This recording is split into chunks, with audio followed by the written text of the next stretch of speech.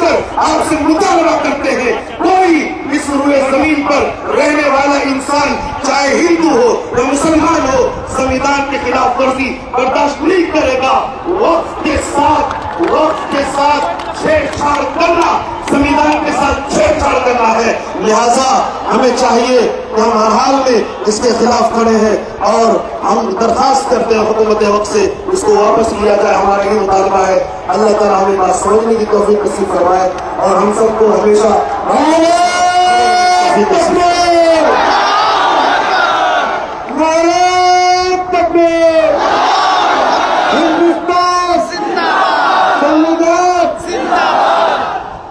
مسلمانوں، آپ کے جذبات کو ہزاروں سلام، آپ کا ایمان سلامت رہے، آپ کے جذبات سلامت رہیں۔ یاد رکھیے آپ اس ملک میں چند نہیں ہیں، 20 کروڑ ہیں آپ۔ اگر یہاں کی سکھ برادری اگر سکھ برادری 2% رہ کر اپنے حق کو لے سکتی ہے تو مسلمان 20% رہ کر اپنے حق کو کیوں نہیں لے سکتے؟ اور مسلمانوں، تمہیں اس ملک کے اندر یہ فیصلہ کرنا ہوگا کہ تم دین کے ساتھ رہو گے یا بددین ہو جاؤ گے۔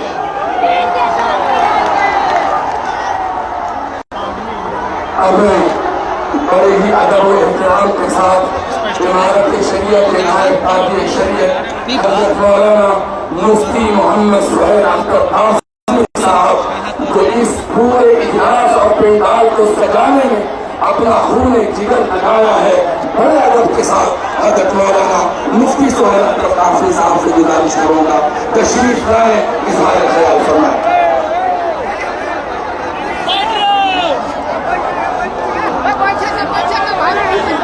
ارے بھائی، یہ جو دیا ہے ہمارے رضاکاران ان تمام لوگوں کو صرف میڈیا کے لوگ رہیں گے، صرف میڈیا کے۔ آپ بزرگوں سے بھی گزارش ہے، کھڑے ہو جائیے، اللہ کے لیے کھڑے ہو جائیے، اور باہر چلے جائیں، اس ایریا کو خالی کر لیجیے۔ جی حضرت مفتی محمد۔ بسم اللہ الرحمن الرحیم وبه نستعین اما بعد اعوذ باللہ من الشیطان الرجیم بسم اللہ الرحمن الرحیم ولا تهنوا ولا تحزنوا وانتم الاعلون ان كنتم مؤمنین۔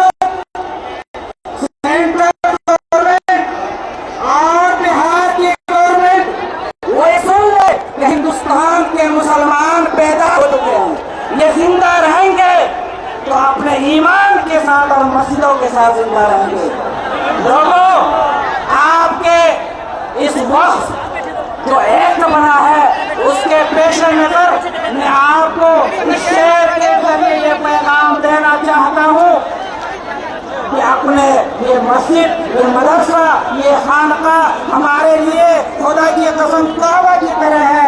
اپنے کعبے کی حفاظت ہمیں خود کرنی ہے، اپنے کعبے کی حفاظت ہمیں خود کرنی ہے۔ اب ابابیل کا لشکر نہیں آنے والا، آپ ہی ابابیل ہے، آپ کو اٹھ کھڑا ہونا ہے۔ اگر مسلمانوں کو سنویدھان کے مطابق حق نہیں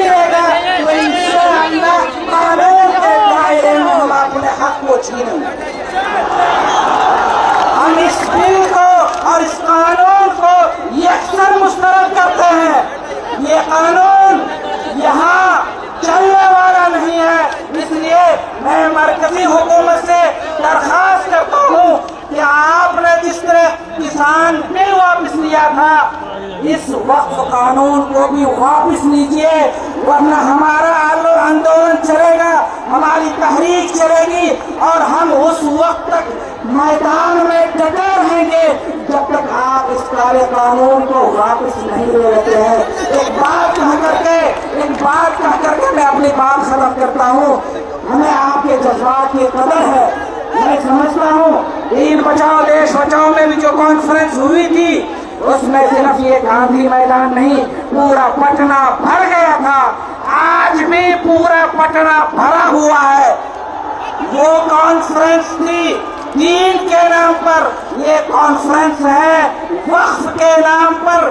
और एक मुसलमान अपने मुल्क के लिए भी जिंदा रहता है, वतन के लिए भी जिंदा रहता है और अपने ईमान और अपनी शरीयत के लिए भी जिंदा रहता है। मुसलमान सस्ते में भी जाता है तो इस मुल्क की मिट्टी को चूम करके ये कहता है कि मुल्क, हमें अगर नमाज नहीं पढ़नी है तो इस मुल्क की मिट्टी से भी हमें मोहब्बत है। हम इस मुल्क की मिट्टी को चूम करके, अपनी पेशानी को झुका करके हम अल्लाह से वादा करते हैं कि जो लोग इस मुल्क में नफरत की फिजा कायम करना चाहते हैं, जो लोग हिंदुस्तान में नफरत की फिजा को आम करना चाहते हैं और यहाँ अफरा तफरी का माहौल पैदा करना चाहते हैं, उन तक ये पैगाम पहुंचा दो कि आजादी की लड़ाई में हमने बढ़ चढ़कर हिस्सा लिया।